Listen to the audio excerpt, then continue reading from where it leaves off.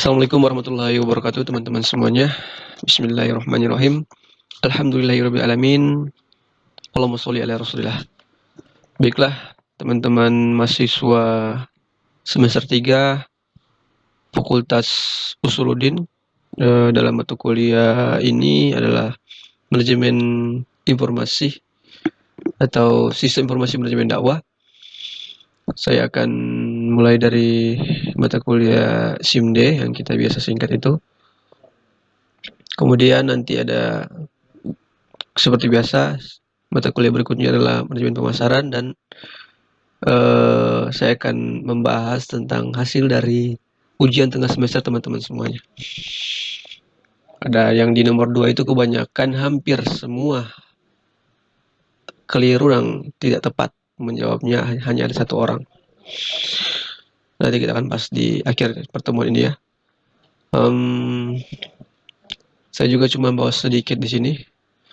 Tapi sebelumnya teman-teman, apa kabarnya? Mudah-mudahan teman-teman semuanya dalam keadaan sehat walafiat.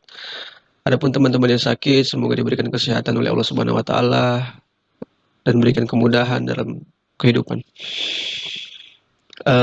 Sudah di pertemuan sebelumnya, di beberapa pertemuan sebelumnya, materi yang saya berikan kepada teman-teman berupa video YouTube, karena dalam silabus mata kuliah saya juga ada hubungannya dengan video-video yang saya temukan itu, jadi supaya lebih efisien saya kirim dengan melalui YouTube.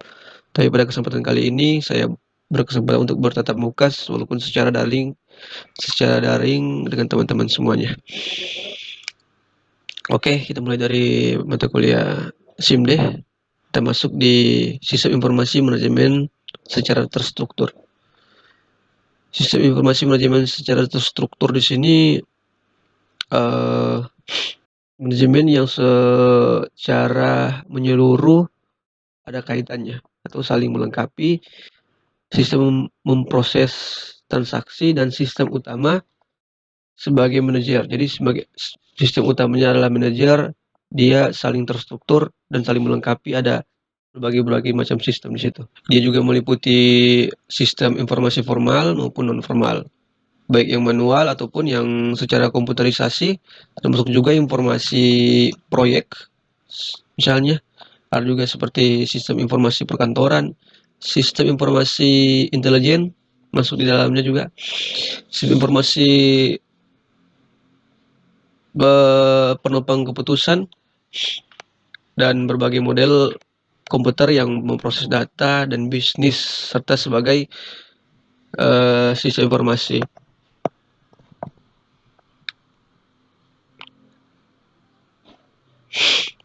Jadi secara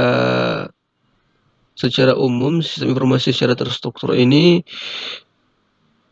menyebarluaskan informasi serta berinteraksi dengan elemen-elemen lain yang disajikan atau dipaparkan oleh sistem informasi manajemen tersebut.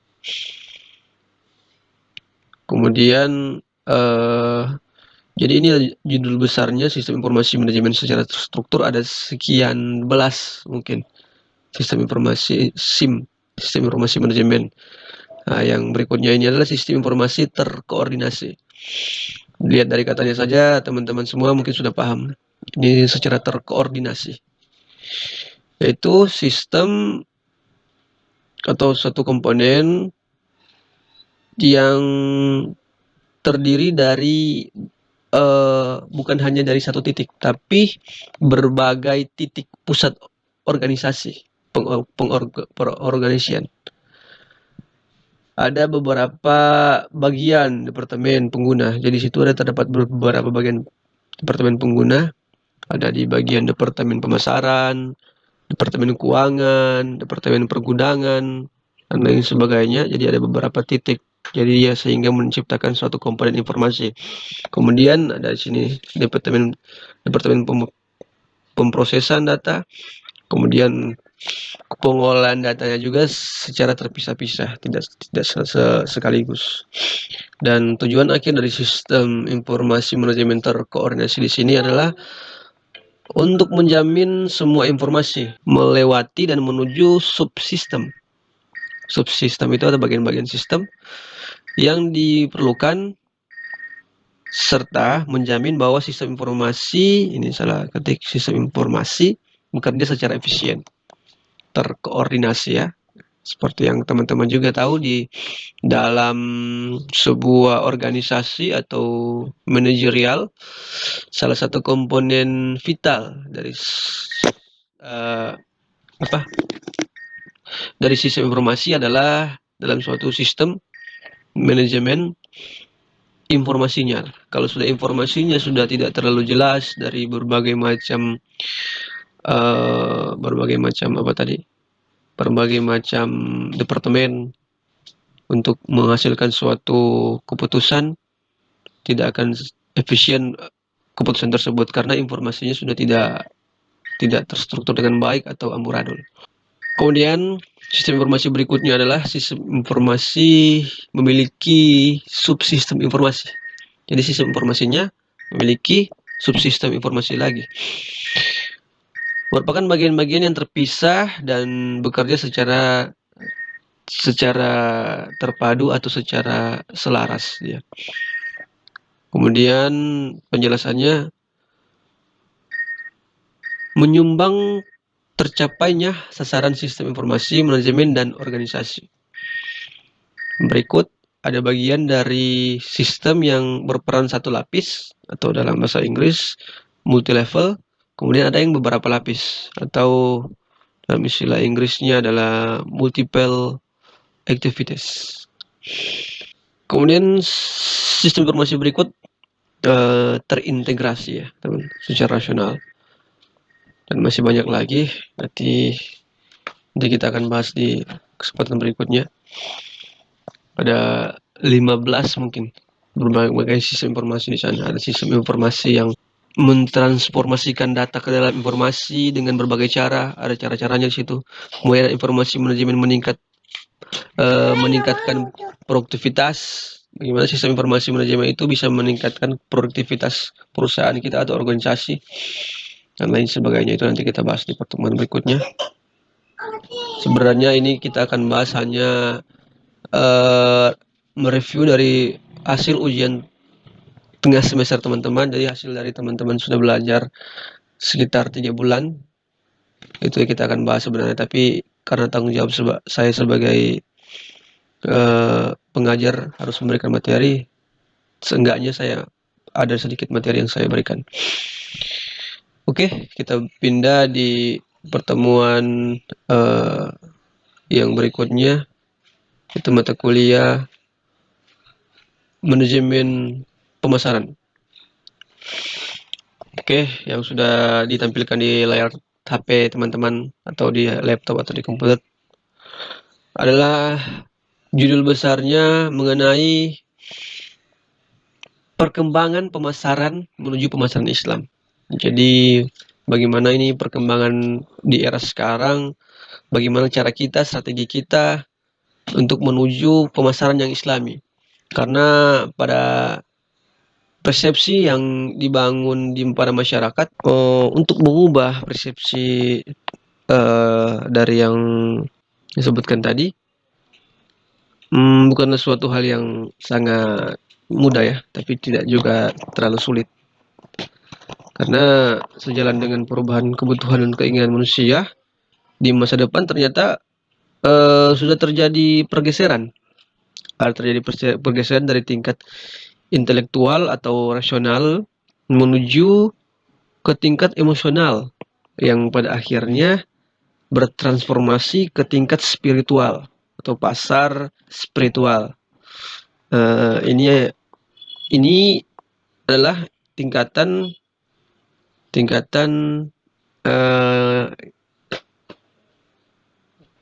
dengan mempertimbangkan kesesuaian produk, produknya harus sesuai, kemudian keuntungan finansialnya juga harus sesuai, dan nilai-nilai spiritual harus tetap ditegakkan.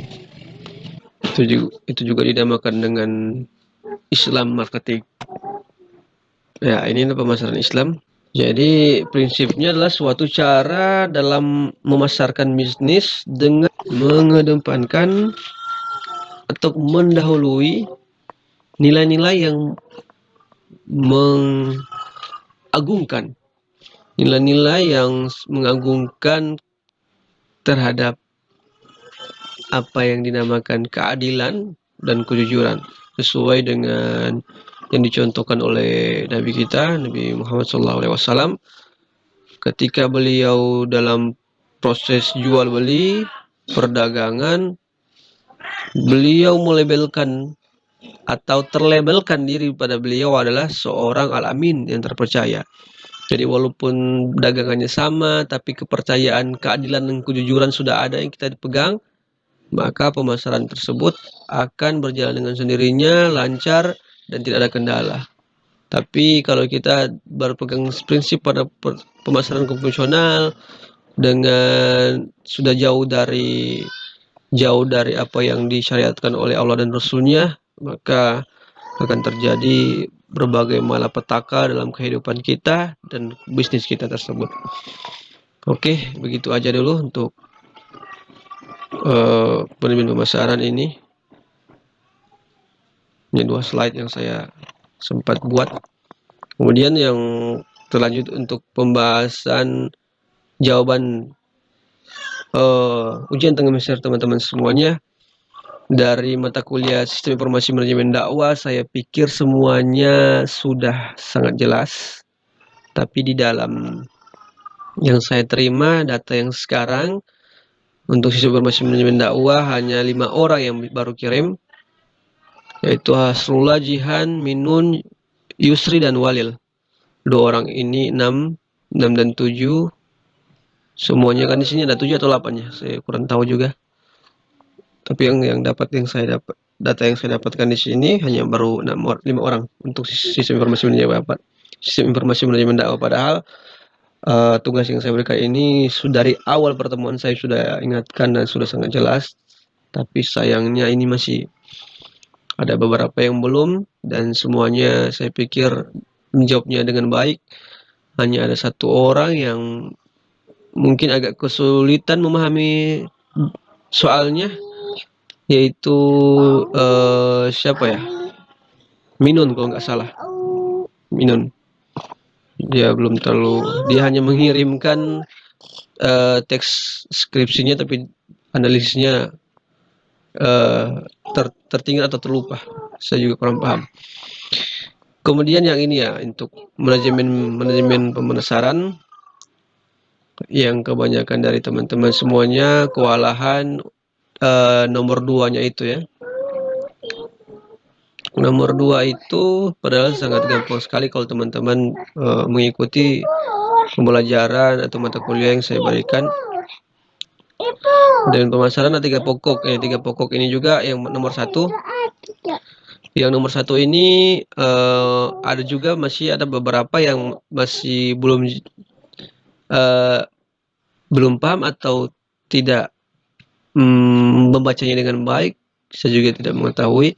Karena di sini soalnya manajemen pemasaran mempunyai 3 pokok, dan kemudian terapkan di setiap 3 pokok utama ini usaha yang Anda jalankan. Kenapa ya? Terapkan di usaha kalian yang terapkan. Ada yang menjelaskan secara rasional saja, secara definisi, tidak